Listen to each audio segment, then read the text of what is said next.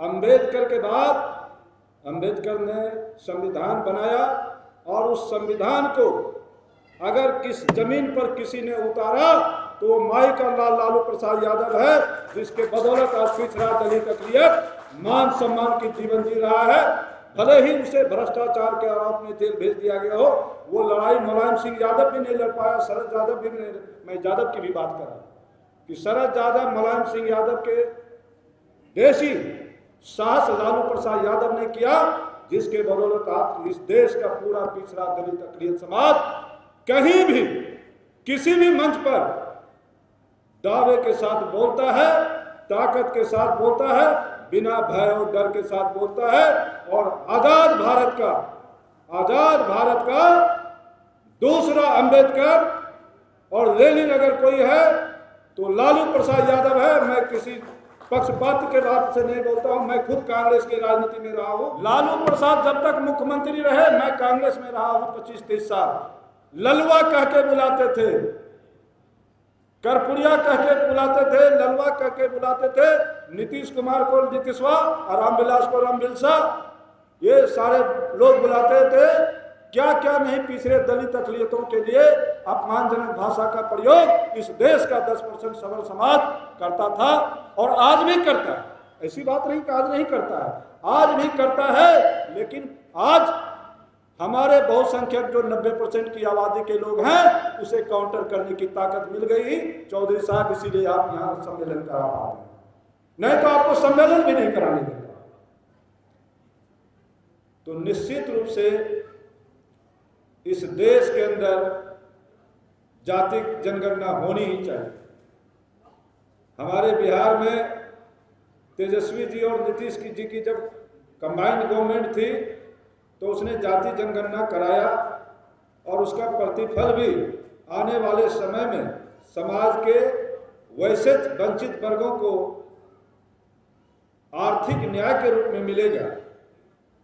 जो डेटा आया है कि किस जाति से कितने लोग हैं, तो निश्चित रूप से जो वर्तमान सरकार है बिहार की और आने वाले जिस किसी की भी सरकार होगी 25 के चुनाव के बाद भी, तो बिहार में जातीय जनगणना हो चुका है। उस जातीय जनगणना के हिसाब से आर्थिक विकास की नींव भी रखी जाएगी, ये मैं दावे के साथ कहता हूं। साथियों, आपने दूसरा भी रखा है कि बहुसंख्यकों के न्याय एवं वाजिब हिस्सेदारी।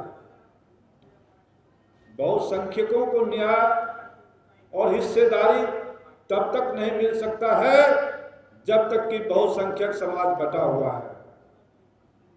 आप 90% की बात करते हो, 90% की आबादी खंड खंड विखंड बटी हुई है, तो हम कैसे 10% के लोगों से लड़ाई लड़ेंगे? आप तो शिकायत करते हो कि 10% लोगों के पास जुडिशरी है, मीडिया है, ब्यूरोक्रेसी है, एजुकेशन सेक्टर है और आरएसएस जैसा संगठन भी आप बताते हो। आरएसएस अपने आप में एक इतना बड़ा स्ट्रॉन्ग संगठन है जिससे लड़ने के लिए जब तक 90% बहुसंख्यक आबादी साहस नहीं जुटा पाएगा तो कभी उसका मुकाबला नहीं कर पाएगा। और मैं दावे के साथ कहता हूं कि आपके पास साहस कहां है? साहस नहीं है। हमारे पिछड़े वर्ग से, दलित वर्ग से, आदिवासी वर्ग से और अनुसूचित जाति वर्ग से जो लीडर आते हैं, कुछ लोग ये ताकत दिखाने की जब बात करते हैं तो उसके पास सीबीआई भी जाती है, ईडी भी जाती है, इनकम टैक्स भी जाती है और तमाम तरह के सरकारी सिस्टम, जुडिशरी में भी उसे प्रताड़ित किया जाता है। तमाम तरह के सिस्टम उसके खिलाफ लग जाती है और हमारा ही 90% बहुसंख्यक समाज ताली बजाता है कि फलाना आदमी जेल जा रहा है, फलाने के घर सीबीआई जा रहा है, फलाने के घर ईडी जा रहा है, फलाने को बेल नहीं मिल रहा है। अरे भाई, आप बटे हैं, जब तक एकजुट नहीं होंगे तो कोई लड़ाई बटा हुआ समाज नहीं जीत सकता है। पटेल साहब, अनिल भाई, कोई भी लड़ाई एकजुट समाज जो होगा तभी जीत पाएगा। चौधरी जी, आपने अच्छा ये कार्यक्रम रखा है, लेकिन इस कार्यक्रम में आपने प्रतिबंधित भी कर दिया है कि लोग अपनी आवाज को सही तरीके से रख भी ना सके। आगे इसका ख्याल रखिएगा, खुल करके बोलने दीजिएगा। नहीं, मैं एजेंडा से बाहर नहीं जाऊंगा, मैं होस्ट का सम्मान करता हूं। आपने एक चीज और रखा है, वो बैलेट पेपर से चुनाव, वो सबसे महत्वपूर्ण चुनाव। सही कहना है इस देश के लोगों का, मीडिया का, कि जब आप कहीं चुनाव जीत जाते हैं तो कहते हैं कि ईवीएम सही है, और कहीं चुनाव हार जाते हैं तो कहते हैं ईवीएम सही है। अरे भाई, जब लड़ाई लड़नी है इलेक्शन की तो आप इलेक्शन का बहिष्कार करो। पूरे ताकत के साथ जो कोई पार्टी इस देश में बैलेट पेपर से चुनाव कराना चाहते हैं, अभी हाल में 2025 में नवंबर में बिहार का विधानसभा चुनाव होने जा रहा है, तो सबसे पहले मैं तमाम पार्टियों से आग्रहपूर्ण अनुरोध करता हूं कि अगर आप बैलेट पेपर से चुनाव कराने के पक्ष में हो तो अभी 6 महीना पहले से ही आप इस बात की घोषणा करें कि जब तक बैलेट पेपर से चुनाव नहीं होगा हम चुनाव में हिस्सा नहीं लेंगे। तो आप वो करेंगे नहीं? अरे जब आप चुनाव में हिस्सा नहीं लेंगे, तमाम पार्टियों जो बैलेट पेपर से चुनाव कराने के पक्ष में हैं, तो विवश होकर के केंद्र की सरकार बिहार में बैलेट पेपर से चुनाव कराने का प्रयोग करने के लिए बाध्य हो जाएगी। ये मैं दावे के साथ करता हूं। जब कोई इलेक्शन में भाग ही नहीं लगा तो क्या करेगी केंद्र की सरकार?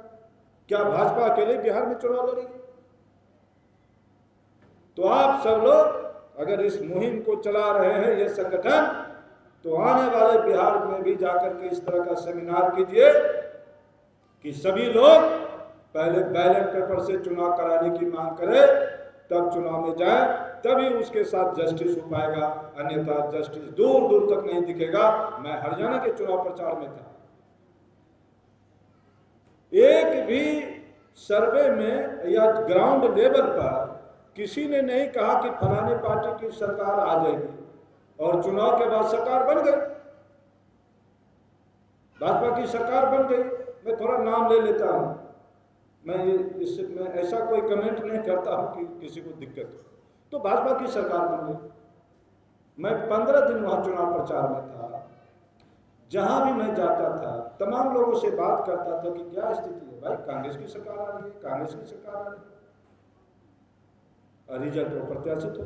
महाराष्ट्र का आप देख लीजिए, अभी हमारे कुछ वक्ता कह रहे थे कि वोट की संख्या बढ़ गई। अरे भाई, मैं सुप्रीम कोर्ट का वकील भी हूं, आप जान लें कि सुप्रीम कोर्ट में भी जस्टिस नहीं है, ये मैं दावे के साथ कहता हूं। इस देश का न्यायपालिका निष्पक्ष नहीं है। जब तक न्यायपालिका निष्पक्ष नहीं होगा तो पिछड़े दलित अकलितों को हक और सम्मान कहां से मिलेगा, न्याय कहां से मिलेगा? भाई, हाई कोर्ट और सुप्रीम कोर्ट के जज की नियुक्ति कॉलेजियम सिस्टम से होती है। ये कॉलेजियम सिस्टम है क्या? जिला में जज की नियुक्ति कमीशन से होती है, वहां पारदर्शिता है कि आपको मेरिट है, आप डिस्ट्रिक्ट में जज बन जाते हैं। लेकिन हाई कोर्ट और सुप्रीम कोर्ट के जजों की नियुक्ति सिफारिश के माध्यम से होती है, और सिफारिश कराने की ताकत बहुसंख्यक समाज को नहीं है हाई कोर्ट और सुप्रीम कोर्ट के जज बनने के लिए।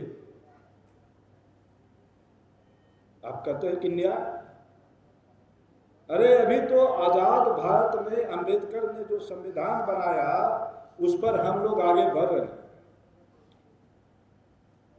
और बुरा नहीं मानिएगा, अगर किसी को लालू यादव का नाम बुरा लग जाए तो मैं बोल देता हूं। अंबेडकर के बाद अंबेडकर ने संविधान बनाया, और उस संविधान को अगर किस जमीन पर किसी ने उतारा तो वो माई का लाल लालू प्रसाद यादव है, जिसके बदौलत आज पिछड़ा दलित अक़लियत मान सम्मान की जीवन जी रहा है। भले ही उसे भ्रष्टाचार के आरोप में जेल भेज दिया गया हो, वो लड़ाई मुलायम सिंह यादव भी नहीं लड़ पाया, शरद यादव भी नहीं। मैं यादव की भी बात कर रहा हूँ कि शरद यादव मुलायम सिंह यादव के देशी साहस लालू प्रसाद यादव ने किया, जिसके बदौलत आज इस देश का पूरा पिछड़ा दलित अक़लियत समाज कहीं भी किसी भी मंच पर दावे के साथ बोलता है, ताकत के साथ बोलता है, बिना भय और डर के साथ बोलता है। और आजाद भारत का दूसरा अंबेडकर और लेनिन अगर कोई है तो लालू प्रसाद यादव है। मैं किसी पक्षपात के बात से नहीं बोलता हूं, मैं खुद कांग्रेस की राजनीति में रहा हूं। चौधरी साहब, वो जमाना भी मैंने देखा है कि कुर्सी पर बैठता था जब सबक नेताओं के सामने, तो मुझे आंख उठा करके तरेड़ते। और जब लालू प्रसाद जी सत्ता में आए तो भाई साहब तो टांग चढ़ा करके बैठे हुए हैं, उस तरह से हमने भी कुर्सी पर टांग चढ़ा करके बैठना शुरू किया। ये लालू प्रसाद यादव का देन है। भले ही लालू प्रसाद यादव को कितना बदनाम कर दो, प्रताड़ित कर दो, जेल भेज दो, लेकिन आज हम पिछड़े दलित अक़लियत हैं तो उनके बदौलत है। आज कर्पूरी ठाकुर को भारत रत्न दिया गया। कर्पूरी ठाकुर अति पिछड़ा समाज से आते हैं, बिहार से। उस कर्पूरी ठाकुर को मुख्यमंत्री रहते लोग कर्पूरिया कह के बुलाते थे। लालू प्रसाद जब तक मुख्यमंत्री रहे, मैं कांग्रेस में रहा हूं 25-30 साल, ललवा कह के बुलाते थे, कर्पूरिया कह के बुलाते थे, ललवा कह के बुलाते थे। नीतीश कुमार को नीतीशवा और रामविलास को रामविलसा, ये सारे लोग बुलाते थे।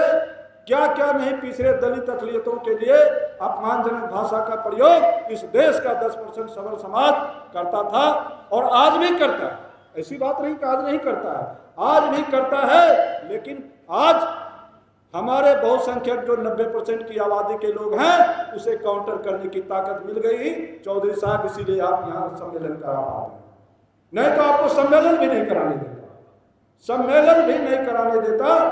आज हमारी हैसियत बढ़ी है। प्रभात जी, आप काफ़ी विद्वान मुझे दिखे और यहाँ विद्वानों की ही गोष्ठी।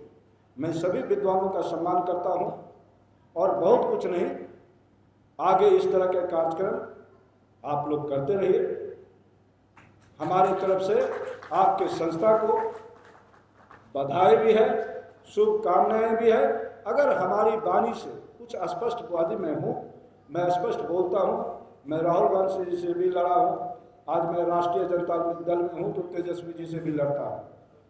मैं सही बात बोल देता हूँ जिसका मुझे सजा भुगतना पड़ता है, लेकिन उसकी मैं परवाह नहीं किया। चौधरी साहब, मुझे पार्टी के अंदर कभी पद और टिकट की परवाह नहीं होती है।